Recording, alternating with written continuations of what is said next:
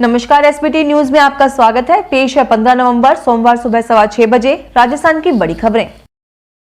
राजस्थान के मुख्यमंत्री अशोक गहलोत ने रविवार को कहा कि पेट्रोल एवं डीजल पर वैट को लेकर मंगलवार को कैबिनेट की बैठक आयोजित की जाएगी, जिसमें वैट घटाने पर विचार विमर्श करके जो भी संभव होगा फैसला लिया जाएगा। गहलोत ने प्रथम प्रधानमंत्री पंडित जवाहरलाल नेहरू की जयंती के मौके पर रामनिवास बाग में राज्य स्तरीय कार्यक्रम में पंडित नेहरू की प्रतिमा पर पुष्पांजलि करने के बाद मीडिया से यह बात कही।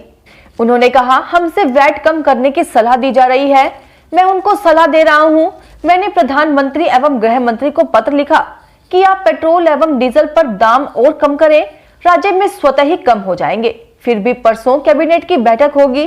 कैबिनेट एवं मंत्री परिषद में इस पर विचार विमर्श किया जाएगा, जो संभव होगा वह फैसला किया जाएगा। राजस्थान में मंत्रिमंडल विस्तार और राजनीतिक नियुक्तियों पर अब कांग्रेस हाईकमान के इशारे का इंतजार है। दिल्ली से हरी झंडी मिलते ही कभी भी मंत्रिमंडल विस्तार हो सकता है। कांग्रेस अध्यक्ष सोनिया गांधी, मुख्यमंत्री अशोक गहलोत और सचिन पायलट दोनों से 1-to-1 चर्चा कर चुकी हैं। अब राहुल गांधी के दिल्ली लौटने के बाद एक दौर की चर्चा और होने के आसार हैं। राहुल गांधी से चर्चा के बाद कभी भी दिल्ली से मंत्रिमंडल विस्तार और फिर राजनीतिक नियुक्तियों का मैसेज आ सकता है। राजस्थान विधानसभा के इतिहास में रविवार को पहली बार बाल सत्र हो रहा है। देश प्रदेश से 200 बच्चे विधायक और मंत्रियों की भूमिका में विधानसभा पहुंचे हैं। बच्चों को मुख्यमंत्री, नेता प्रतिपक्ष, मंत्री और विधायक की भूमिका दी गई है। सदन में बच्चों के बैठने की भी व्यवस्था उसी हिसाब से की गई है। इस दौरान मुख्यमंत्री अशोक गहलोत की पोती काश्विनी ने भी सभी का ध्यान खींचा। वे भी विधायक के तौर पर विधानसभा में शामिल हुई। काश्विनी को आगे मंत्रियों वाली सीटों पर जगह दी गई थी। उसने स्कूली बच्चों को वन्य जीवन और पर्यावरण से परिचित करवाने के लिए जंगल के टूर पर ले जाने का सुझाव दिया।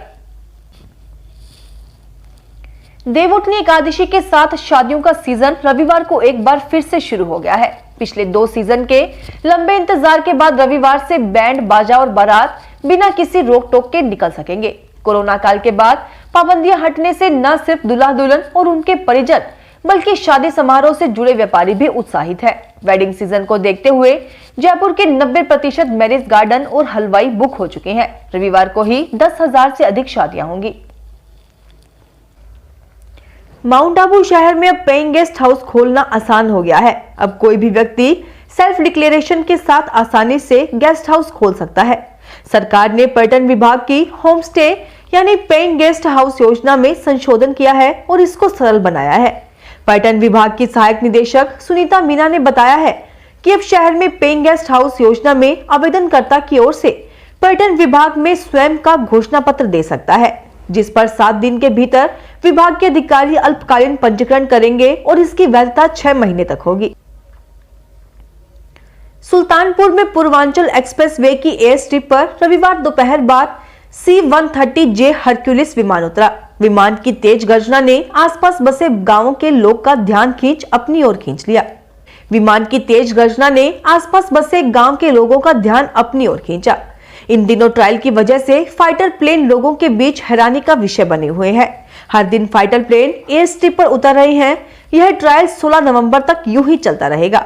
इससे पहले 12 नवंबर को मुख्यमंत्री योगी आदित्यनाथ के सामने 3 फाइटर प्लेन आए थे। तैयारियों के जायजा लेने के बीच ये 3 प्लेन एक्सप्रेस वे के ऊपर चक्कर लगाते रहे। एयर स्ट्रिप को टच करते हुए भी कई बार उड़े। नखराली बूंदी की विशेषता है कि यह पहाड़ों से घिरी हुई है। यही कारण है कि यहाँ गर्मी का असर भी तेज रहता है तो सर्दी भी अधिक रहती है। नवंबर आधा जाने को है और सर्दी भी अपने तेवर दिखाने लगी है। यहाँ पंखे तो चलना बंद हो गए हैं, वहीं तापमापी का पारा भी 12 डिग्री नीचे आने लगा है। ऐसे में सुबह व रात के समय कोहरे की चादर छाने लगी है। रविवार रात को बूंदी में कोहरा रहा तो रविवार अल सुबह भी जिले में कोहरा छाया रहा। भारत पाक के बीच बंद पड़ा करतारपुर कॉरिडोर आगामी 19 नवंबर को श्री गुरु नानक देव जी के प्रकाश पर्व से पहले खुल सकता है। इसका संकेत पीएम नरेंद्र मोदी के साथ मीटिंग के बाद भाजपा महासचिव तरुण चुग ने दिए। उन्होंने कहा कि पंजाब से गए भाजपा नेताओं ने उनके आगे यह मुद्दा उठाया है, जिस पर पीएम ने गौर करने का भरोसा दिया है। पीएम के बाद भाजपा नेताओं की शाम को राष्ट्रीय प्रधान जेपी नड्डा और कल केंद्रीय गृह मंत्री अमित शाह से मुलाकात होगी। भारत सरकार प्रवर्तन निदेशालय और केंद्रीय जांच ब्यूरो के निदेशकों का कार्यकाल बढ़ाने के लिए अध्यादेश लेकर आई है। इस अध्यादेश के बाद निवेशकों का कार्यकाल 5 साल तक बढ़ जाएगा। राजस्थान लोक सेवा आयोग ने स्टैटिस्टिकल ऑफिसर भर्ती के लिए आयोजित परीक्षा के तारीखों का ऐलान कर दिया है, जिसके अनुसार आयोग 18 दिसंबर को पदों के लिए भर्ती परीक्षा आयोजित कराएगा। गौरतलब है कि आरपीएससी ने सितंबर माह में स्टैटिस्टिकल ऑफिसर के कुल 43 पदों पर भर्ती कराने की घोषणा की थी, जिसके लिए आयोग ने लिखित परीक्षा, शैक्षणिक योग्यता और साक्षात्कार के माध्यम से उम्मीदवारों का चयन करने की बात कही थी। भारतीय रेलवे देश के लोगों को सस्ती रेल सेवा देने के लिए आज रात से लगातार 7 दिनों तक रात को 11:30 बजे से सुबह 5:30 बजे तक टिकट बुकिंग की सेवा बंद रखेगा। इस दौरान रेलवे खिड़की या फिर वेबसाइट से बुकिंग नहीं की जा सकेगी। इन 6 घंटों के दौरान रेलवे अपनी सभी ट्रेनों से शून्य हटाएगा और पुराने रेल नंबर को स्थापित करेगा। सिस्टम अपग्रेडेशन की प्रक्रिया 14 से 21 नवंबर तक चलेगी। इस दौरान टिकट आरक्षण, वर्तमान बुकिंग, रद्दीकरण, पूछताछ सेवाएं बंद रहेगी। 139 सेवा निर्बाध रूप से जारी रहेंगी। पंजाब में कांग्रेस की सियासत में एक और बड़ी हलचल हुई है। पूर्व सीएम कैप्टन अमरिंदर सिंह की सांसद पत्नी परनीत कौर ने रविवार को चंडीगढ़ पहुंचकर मौजूदा मुख्यमंत्री चरणजीत चन्नी से मुलाकात की।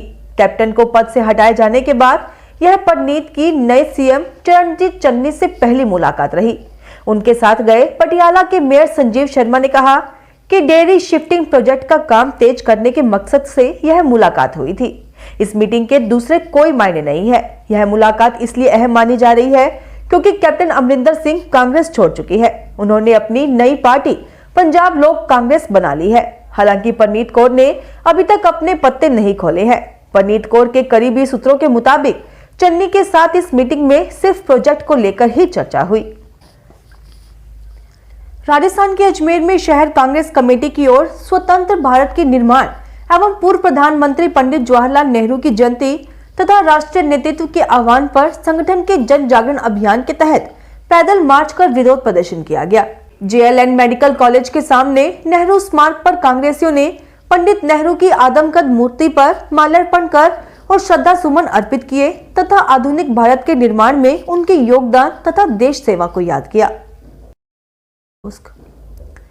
राजस्थान में अजमेर मंडल के अधीन अजमेर रेलवे स्टेशन पर रविवार से हेल्थ कियोस्क मशीन का संचालन शुरू हो गया।